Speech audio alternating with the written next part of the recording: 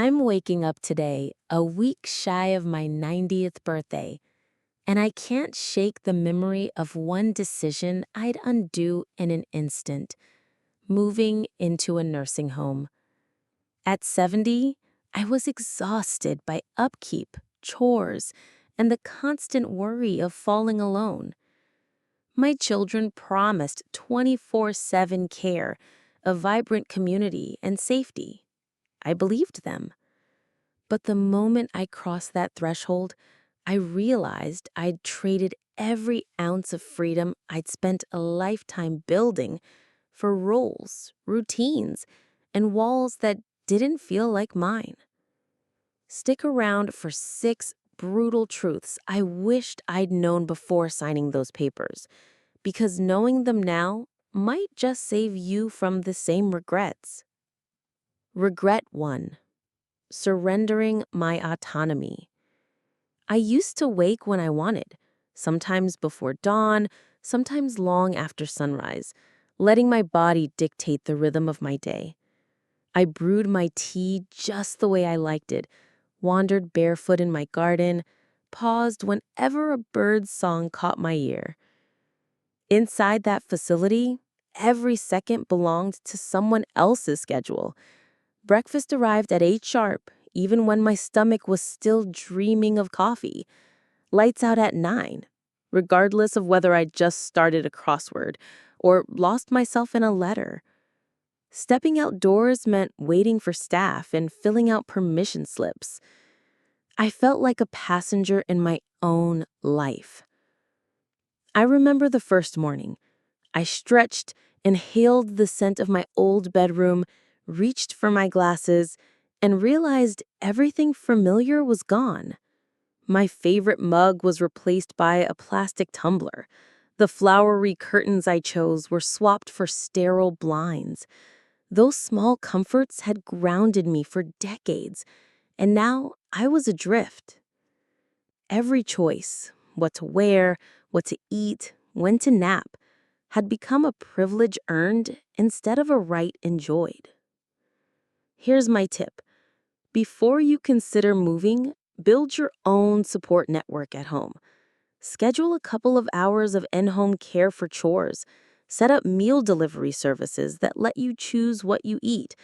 And block out personal time on your calendar, just as you would a doctor's appointment. Keep making the decisions that make your life yours.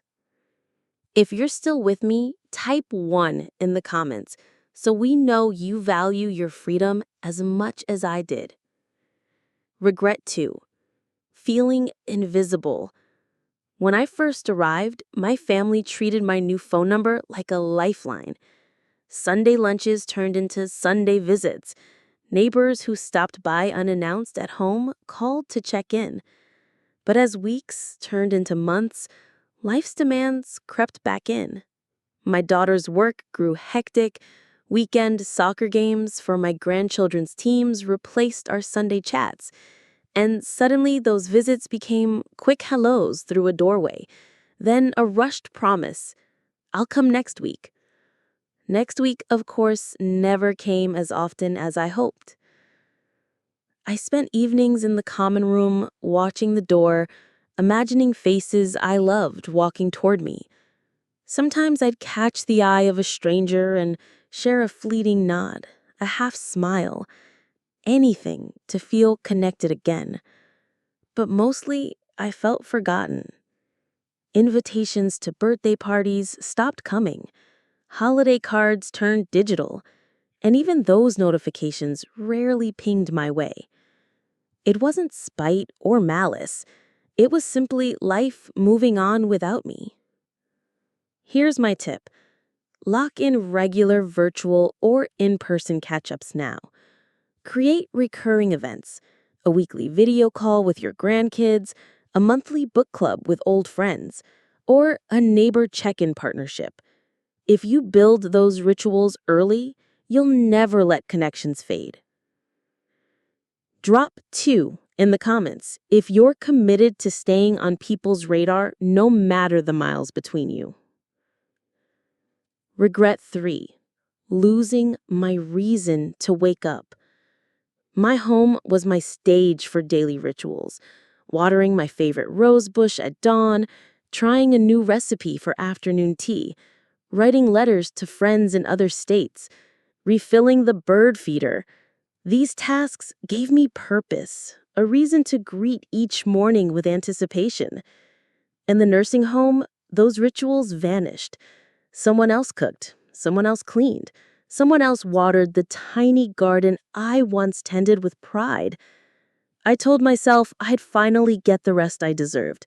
No more chores, no more errands. But rest slowly slipped into listlessness.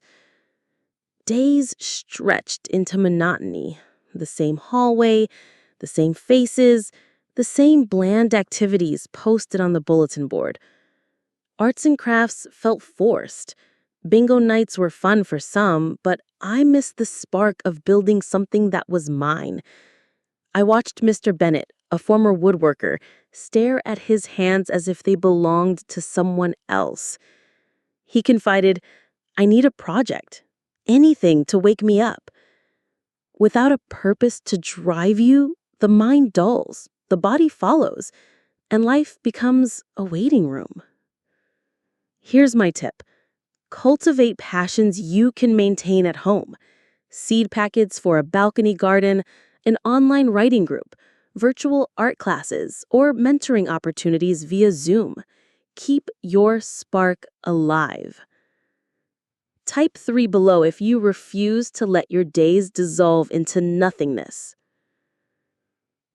Regret 4. Weakening my body faster than age. At home, I wasn't an athlete, but I walked to the corner store, cooked on my feet, carried laundry baskets, and climbed the stairs. Those small movements were my silent fitness routine. Once I moved in, that movement vanished. Press a button for help in the kitchen. Ring the bell for assistance with laundry. Passivity took over. My legs stiffened, my back ached. Balancing to stand became a chore. I felt like a once reliable engine sputtering to a stop. I watched my neighbor, Louise, who swore she'd never let a number slow her down, go from brisk morning walks to a tentative shuffle, then to leaning on a walker, and finally asking for a wheelchair. One afternoon, she sighed, "I never thought aging could happen this fast." We both realized that when you stop using muscles, they stop working. Here's my tip.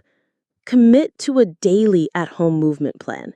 Simple chair yoga, resistance bands, a weekly visit from a physical therapy aide, whatever it takes to keep your body active, even on the days you'd rather rest.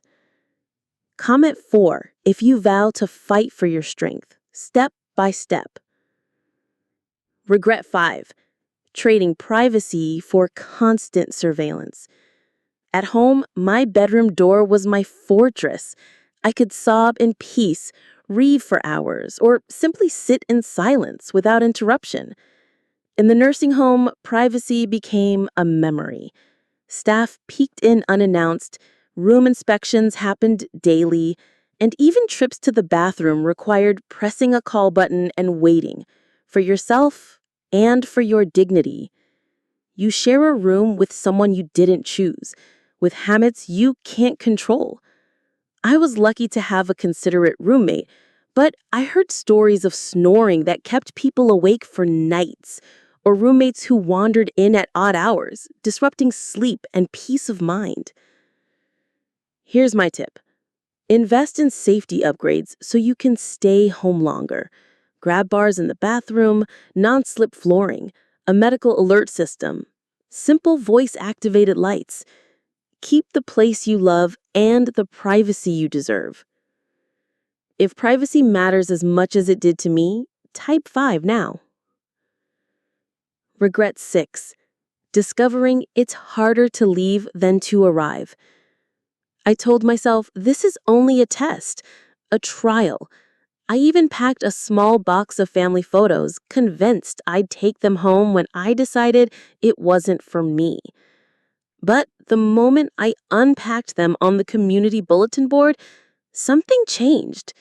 My house sat empty. My children, with the best intentions, began selling furniture, renting out rooms, updating property paperwork.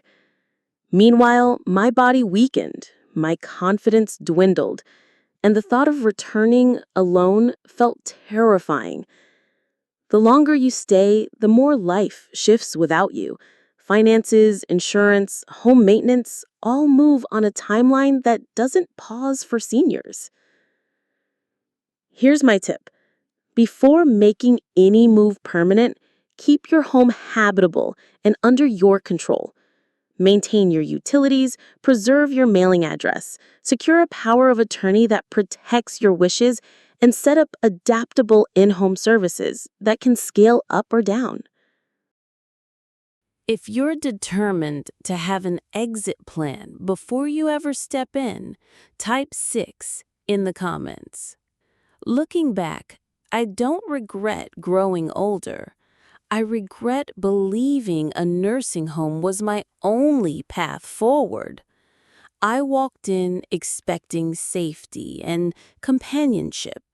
Instead, I found a place that slowly chipped away at my independence, my connections, my purpose, even my strength and privacy. Does this mean nursing homes are evil? Not at all. Some people genuinely need that level of care. But before you make such a life-altering choice, explore every alternative. Hire part-time home aides, join local senior centers, enlist community volunteer companions, use meal delivery services, set up telehealth check-ins. Your daily routines, your choices, your dignity, they're worth fighting for until the very last breath. Share one hard truth you're taking away in the comments. If you haven't yet, subscribe to Mind Over Age and ring the bell, because aging well starts with the right mindset. Join our community where growing older becomes your greatest life chapter, not your last. Your story matters, and together we'll turn these regrets into your hardest won wisdom.